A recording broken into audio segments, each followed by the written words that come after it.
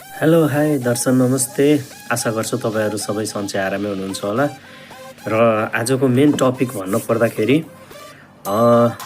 धेरैको चाहिँ नि जिज्ञासा यो छ, धेरैले कमेन्ट गर्नुभएको छ, धेरैले मलाई पर्सनलमा म्यासेज गर्नुभएको छ कि यो आखिर ट्रेड गर्ने कसरी, ट्रेडको बारेमा थाहा छैन, यो ट्रेड गर्ने कसरी, अकाउन्ट बनाउने कसरी, कसरी हामीले चाहिँ नि पैसा आफ्नो चाहिँ नि विड्रोल गर्न सकिन्छ।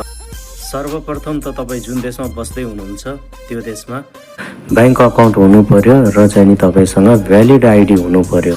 मेन कुरा तपाईँ जुन देशमा हुनुहुन्छ त्यो देशमा चाहिँ नि माउन्टेन्स एभाइलेबल हुनु पर्यो, माउन्टेन्स ट्रेडिङ एभाइलेबल हुनु पर्यो। यदि माउन्टेन्स ट्रेडिङ चाहिँ नि एभाइलेबल छ भने अनि त्यसपछि मात्रै अकाउन्ट बनाउन सकिन्छ।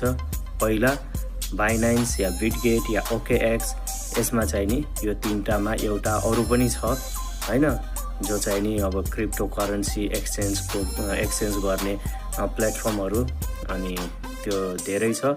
अनि तपाईँहरूले चाहिँ नि पहिला त्यसमा आफ्नो अकाउन्ट बनाउने है, सबैभन्दा सजिलो अकाउन्ट बनाउनको लागि चाहिँ नि बिटगेटमा सजिलो हुन्छ है, बिटगेटमा सजिलो हुन्छ। बिटगेटमा अकाउन्ट बनाएर नत्र पनि बाइनान्समा अकाउन्ट बनाएर अनि त्यसपछि चाहिँ नि त्यो अकाउन्ट भेरिफाई भइसकेपछि अनि त्यसपछि चाहिँ नि माउन्टेन्समा चाहिँ नि अकाउन्ट बनाउन सकिन्छ। र चाहिँ नि आफूले डिपोजिट गर्ने पनि त्यही तपाईँको वालेटबाटै हो। अब बिटगेट वालेट हुन्छ कि अनि बाइनान्स वालेट हुन्छ या ओकेएक्स वालेट हुन्छ, त्यो वालेटबाट तपाईँहरूले चाहिँ नि डिपोजिट गर्ने हो। अनि डिपोजिट गरिसकेपछि चाहिँ नि तपाईँहरूले चाहिँ नि माउन्टेन्समा डिपोजिट गर्ने हो। माउन्टेन्समा डिपोजिट गरिसकेपछि अनि त्यसपछि बल्ल चाहिँ नि तपाईँहरू चाहिँ नि ट्रेडिङ गर्न सक्नुहुन्छ। र तपाईँहरूलाई चाहिँ नि सिग्नलको टाइमिङ चाहिँ नि दिइन्छ र त्यो सिग्नलको टाइमिङको अनुसार जुन देशमा तपाईँ बस्दै हुनुहुन्छ त्यो देशको टाइमिङको अनुसार चाहिँ नि सिग्नल टाइमिङ दिन्छ अनि त्यही अनुसार तपाईँहरूले चाहिँ नि ट्रेड गर्ने है त। हस् त, धन्यवाद।